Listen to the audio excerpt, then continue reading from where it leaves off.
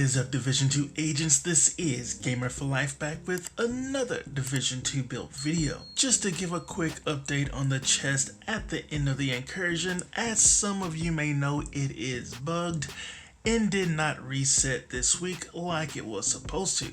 And if you've been following my community tab, you will have seen that the devs have acknowledged this and they have found the root of the problem. And yesterday they were testing a fix for it, so hopefully that fix should be out with our next patch, which more than likely will be this coming Tuesday. Now if you are wanting to still farm for the new exotic SMG, you do still have a 1% chance of it dropping from any of the Incursion bosses. So 4 opportunities if you do decide to do the Incursion. And I will say, for it just to be a 1% drop rate, I have seen so many agents showing that they have been getting it to drop from some of these bosses, and some of them multiple times. I just may try to find a squad to run through it, even though the box is bugged. Hopefully I can get some of that good RNG I've been seeing so many of these agents having, but you know, we'll see. My RNG has been pretty awful this past year, but maybe I'll get lucky. You never know. With that out of the way, let's get right into this build. So yeah, you can see, I know you're wondering, bro, how do you have this thing set up? BTSU gloves? Yes. I mean, if you're wanting to go the straight up, get as much damage for your turret as possible route, by all means go ahead. But the way I have this set up, I want to try to keep our turret up at all times, and that's kind of the way, well, you'll see how it is. Let's just go ahead and get into the gear set itself. 2-piece plus 20% increase burn duration plus 15% skill health. 3-piece plus 40% burn damage. Then the 4-piece Ortiz incinerator turret prototype. The incinerator turret spins 360 degrees. You are immune to your own incinerator turret's fire. The incinerator turret explodes when disabled. Now we do have the backpack equipped for the talent Heat Stroke, plus 25% weapon damage to enemies set on fire by the Ortiz incinerator turret prototype, plus 25% Ortiz incinerator turret prototype range. So giving us a lot of extra damage and a lot of extra range. And this backpack is rode with max status effects and skill haste, and of course all of the pieces have skill tier. Mask, max status effects with a skill duration mod. Holster, max status effects, and the knee pads status effects. So trying to keep the enemies on fire as long as possible, because the longer they're on fire, the more fire damage they're gonna take. Then the chest piece we are using is the Electric, which gives us plus 10% status effects for its brand set bonus. This one is rode with a max skill damage status effects with a max skill duration mod, and the talent is skilled. Skill kills have a 25% chance to reset skill cooldowns. Now if you do have the perfectly skilled that I believe is on the Empress, by all means, I think that brings it up to 30%, but I just wanted to get that 10% status effects that this brand set gives us for its brand set bonus. Plus, if for whatever reason it doesn't proc, we do have a backup plan, and that is the BTSU gloves. Now these are rolled a max skill haste repair skills. Obviously we're not worried about the repair skills, we're just worried about the talent. Transference overclock grants plus 15% hive skill haste per skill tier.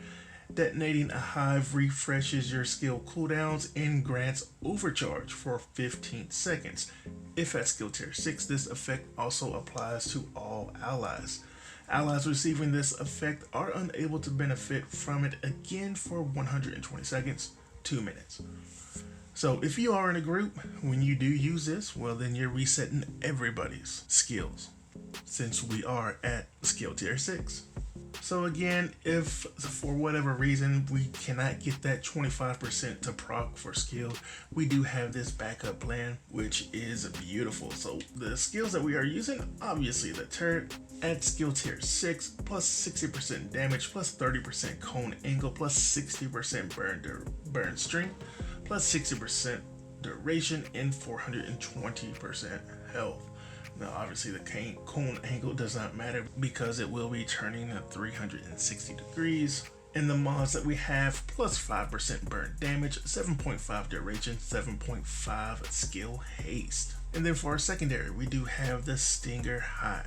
Now this has a couple of purposes. One, obviously we use it for our BTSU gloves. Again, if skill doesn't proc, we can detonate this and get our turret back immediately and have it on overcharge for 15 seconds. Another reason we have it is if for whatever reason skill didn't proc, we already used our BTSU gloves and our turret is gone again without proccing skilled again. Now we can use our Bleed Hive as our secondary damage, because I don't really put this out unless I don't have my turret to put out.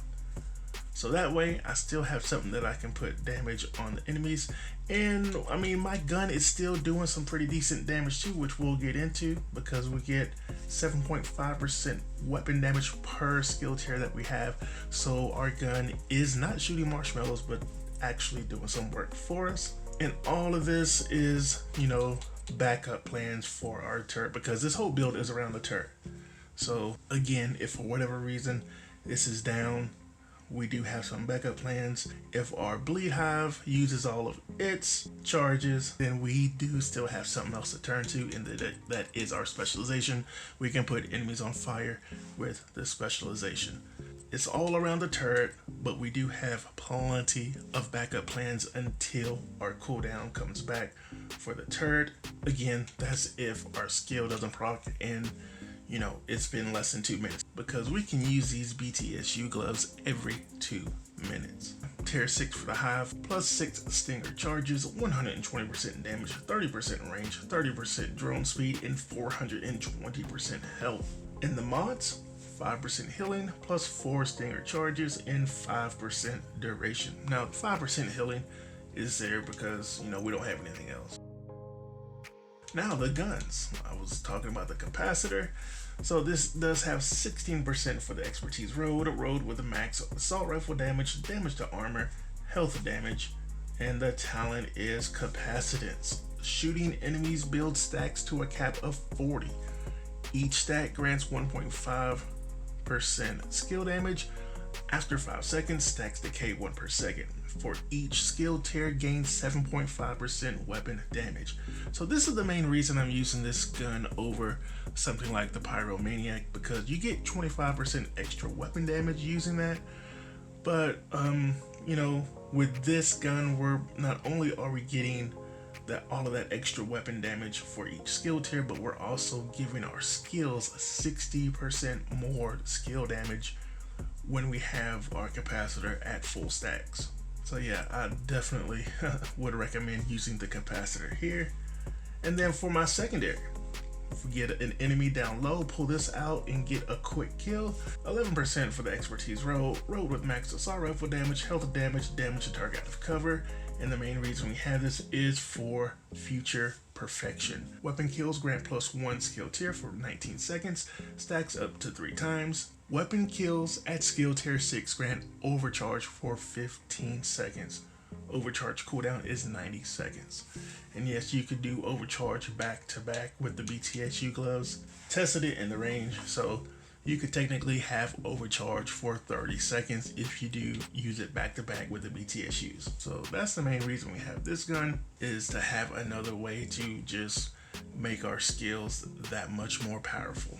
And we are utilizing our sidearm as well. This is the fire starter. This is the gun that you get with the firewall specialization.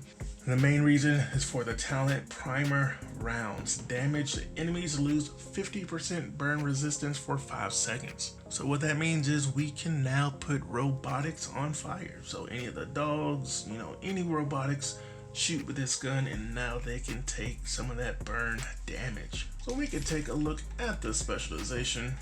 As I've already said, a firewall. Beautiful, gives us +20% more burn duration, +30% health on kill. Your armor kit recovers 200% armor and 200% health over 10 seconds. The shield that we are not using Outlaws deal plus 10% damage to enemies that are within 10 meters of you, so if you are playing in a group, they are getting more damage if you are close to enemies. Plus 30% bonus armor during cover-to-cover moves, plus 50% pulse resistance, and on armor break, apply burn to enemies within 5 meters. So this definitely comes in handy if an enemy does get close to you.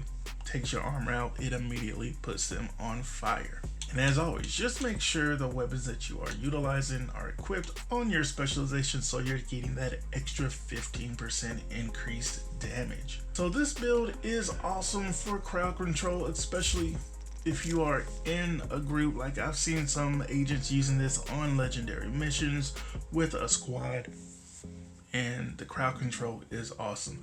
You can get through this as a solo player, which I'm going to showcase at the end of this video. I did get through it on a level 4 control point. And honestly, if your turret just keeps proccing and you get it back over and over, you know, the enemies don't have a chance because the burn damage and duration that you have on this build is just crazy. And the range that the turret has, if they just get into that range, they're going to burn. And again, all of the little backup ways that we have: BTSU gloves to get it back immediately if skill doesn't proc.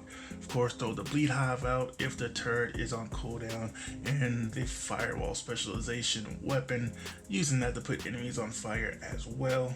Just a beautiful combination in my opinion, and a different way to use it. You know, obviously everyone likes their own personal playstyle, so you definitely tweak it to how you want to use it. And I've seen a lot of people using the vial mask, which is an awesome way to use it as well.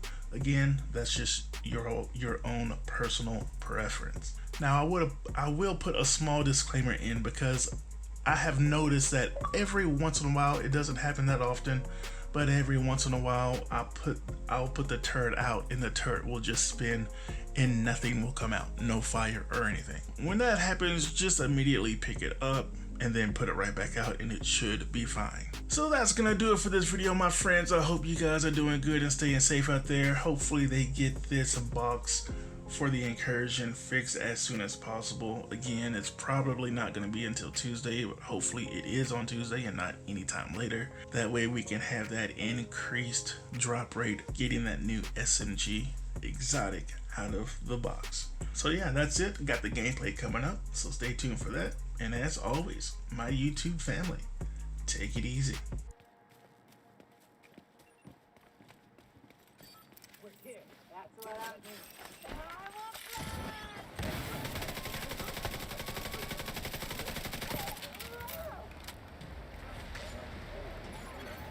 Civilians in distress. Reinforcements incoming.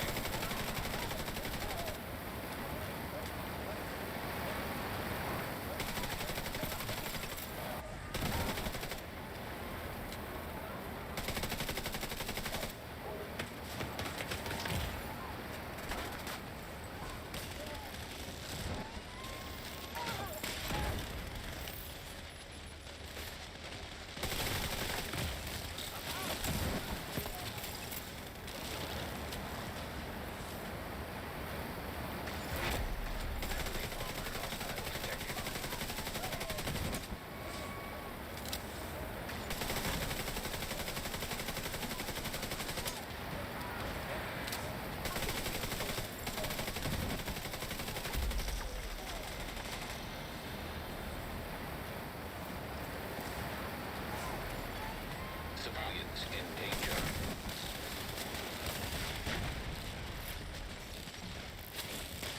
I'll throw this armor away. No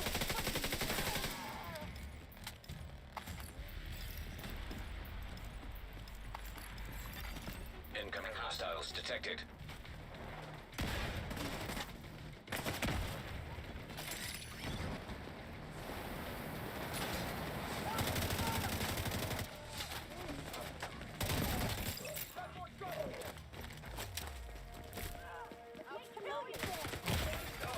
Immediate medical assistance needed.